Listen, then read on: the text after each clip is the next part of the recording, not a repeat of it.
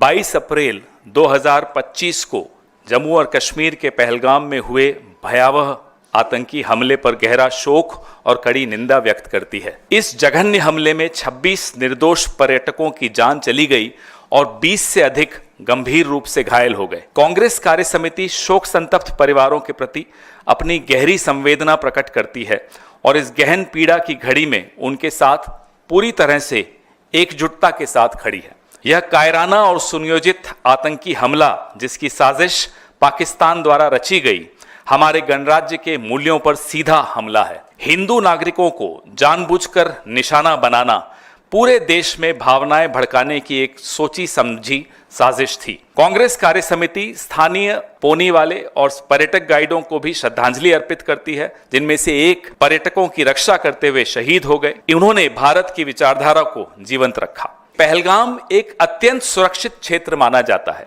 जहां त्रिस्तरीय सुरक्षा व्यवस्था लागू है। ऐसे में यह अत्यावश्यक है कि इस केंद्र शासित प्रदेश, जो सीधे सीधे केंद्रीय गृह मंत्रालय के अधीन आता है, में इस प्रकार के हमले को अंजाम देने में हुई खुफिया विफलताओं और सुरक्षा चूकों की व्यापक और गहन जांच की जाए। यह अत्यंत चौंकाने वाली बात है कि भारतीय जनता पार्टी इस गंभीर त्रासदी का दुरुपयोग अपने आधिकारिक और परोक्ष सोशल मीडिया मंचों के माध्यम से और अधिक वैमनस्य, अविश्वास, ध्रुवीकरण और विभाजन फैलाने के लिए कर रही है, जबकि इस समय सबसे अधिक आवश्यकता एकता और एकजुटता की है। आप देख रहे हैं देश लाइव, देश की आवाज।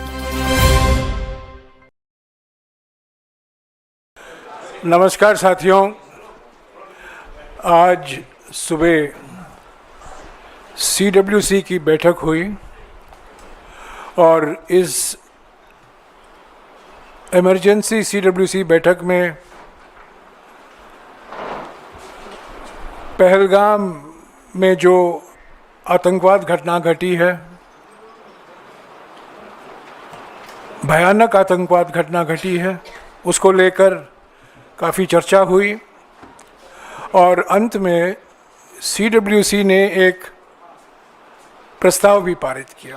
कांग्रेस कार्य समिति 22 अप्रैल 2025 को जम्मू और कश्मीर के पहलगाम में हुए भयावह आतंकी हमले पर गहरा शोक और कड़ी निंदा व्यक्त करती है। इस जघन्य हमले में 26 निर्दोष पर्यटकों की जान चली गई और 20 से अधिक गंभीर रूप से घायल हो गए।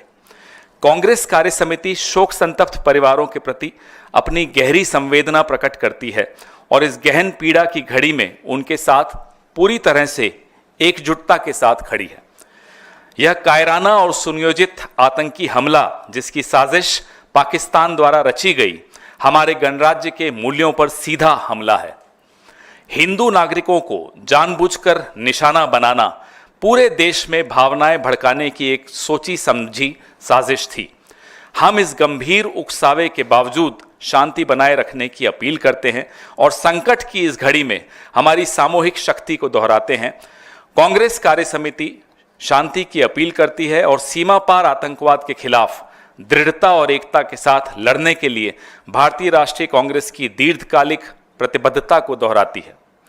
कांग्रेस कार्य समिति स्थानीय पोनी वाले और पर्यटक गाइडों को भी श्रद्धांजलि अर्पित करती है, जिनमें से एक पर्यटकों की रक्षा करते हुए शहीद हो गए। उन्होंने भारत की विचारधारा को जीवंत रखा। उनका बलिदान उस भारत की भावना को दर्शाता है जहां निस्वार्थ सेवा और मानवता सर्वोपरि है। राष्ट्र की सामूहिक इच्छा शक्ति को अभिव्यक्त करने के लिए भारतीय राष्ट्रीय कांग्रेस ने 22 अप्रैल की रात को ही माननीय प्रधानमंत्री की अध्यक्षता में सर्वदलीय बैठक बुलाने का आग्रह किया था। यह बैठक आज के लिए निर्धारित की गई है। यह ध्यान देने योग्य है कि पहलगाम एक अत्यंत सुरक्षित क्षेत्र माना जाता है, जहां त्रिस्तरीय सुरक्षा व्यवस्था लागू है। ऐसे में यह अत्यावश्यक है कि इस केंद्र शासित प्रदेश, जो सीधे सीधे केंद्रीय गृह मंत्रालय के अधीन आता है, में इस प्रकार के हमले को अंजाम देने में हुई खुफिया विफलताओं और सुरक्षा चूकों की व्यापक और गहन जांच की जाए। इन सवालों को व्यापक जनहित में उठाना आवश्यक है। यही एकमात्र मार्ग है जिससे पीड़ित परिवारों के साथ न्याय होते हुए देखा जा सकता है। कांग्रेस कार्य समिति यह भी नोट करती है कि अमरनाथ यात्रा शीघ्र ही प्रारंभ होने वाली है। देश भर से लाखों श्रद्धालु इस वार्षिक यात्रा में भाग लेते हैं।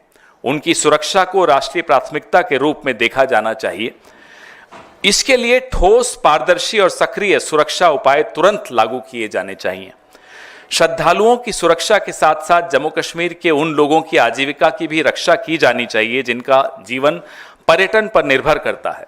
यह कार्य पूरी ईमानदारी और गंभीरता के साथ किया जाना चाहिए। इस नरसंहार की जम्मू कश्मीर के सभी राजनीतिक दलों और समाज के विभिन्न वर्गों एवं सामान्य कश्मीरी नागरिकों द्वारा सर्वसम्मति से निंदा की गई।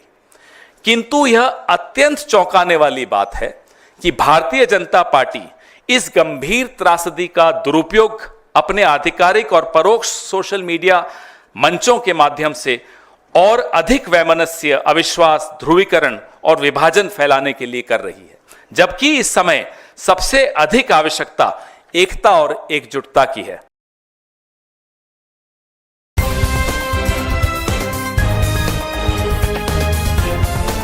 देश और दुनिया की तमाम छोटी और बड़ी खबरों के लिए हमारे चैनल को सब्सक्राइब करना न भूलें और बेल का बटन जरूर दबाएं।